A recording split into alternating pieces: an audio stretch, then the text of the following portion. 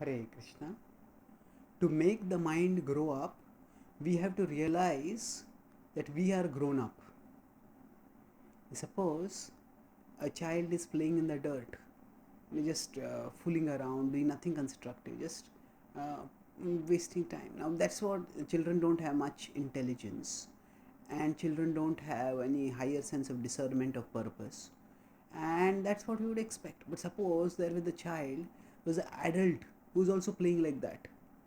Now, initially, you may think, oh, it's intriguing. Maybe there is a great bond of love between the adult and the child, and that's why the adult is playing at the level of the child. But if we saw, that's how the adult was all the time. That the adult is constantly playing with the child, giggling at small things, fooling around, making dirting oneself, and messing things. Then we wonder what is going on. What is going on?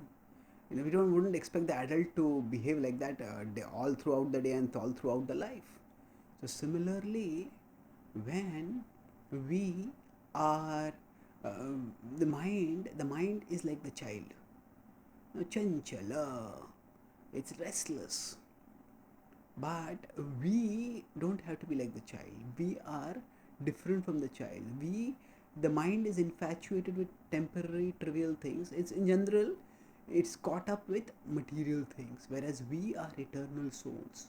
We are grown up in the sense that we are spiritual beings who have eternal life, who are meant for eternal existence, whereas the mind gets caught in temporary titillations.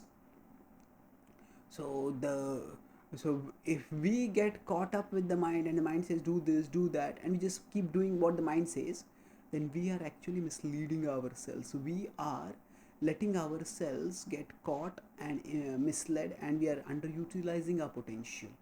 To avoid such a thing from happening, we need to recognize that the mind and we are different, that we are different from our mind, and by studying the Bhagavad Gita, by understanding its philosophy, and by practicing yoga, especially Bhakti Yoga, we can get intellectual and experiential understanding of our spiritual essence, of our spiritual identity. And once we get this understanding, then we can distance ourselves from the mind.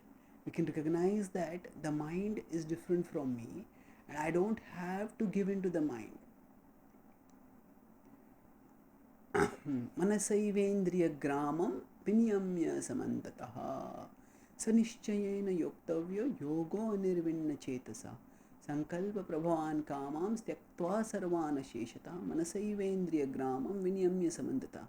Krishna says in 6.23-24 that actually when someone understands that one spiritual side, gets some realization of one spiritual side, then sanishchayena yoktavya, with determination, such a person engages in the practice of yoga and doesn't get distracted or dejected by anything, and rather one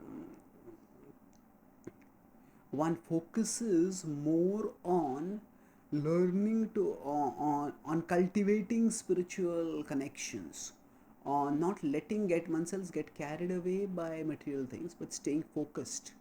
And in that way we can avoid getting carried away by the mind.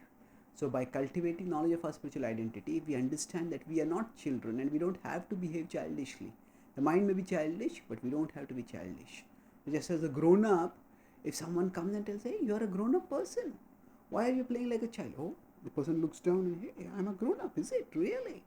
I didn't know. I thought I was also a child.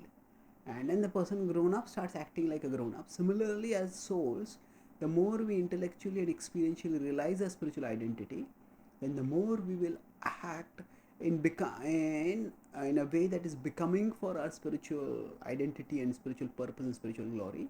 And we won't let the mind make us act unbecomingly, chasing after material things, and thus missing out on the ultimate spiritual thing, ultimately missing out on Krishna. Rather, by cherishing our connection with Krishna, by focusing on Krishna's message, we can become purified, elevated, and ultimately liberated beyond the mind's childishness to the arena of Krishna's abode, where we can have eternal spiritual ecstasy.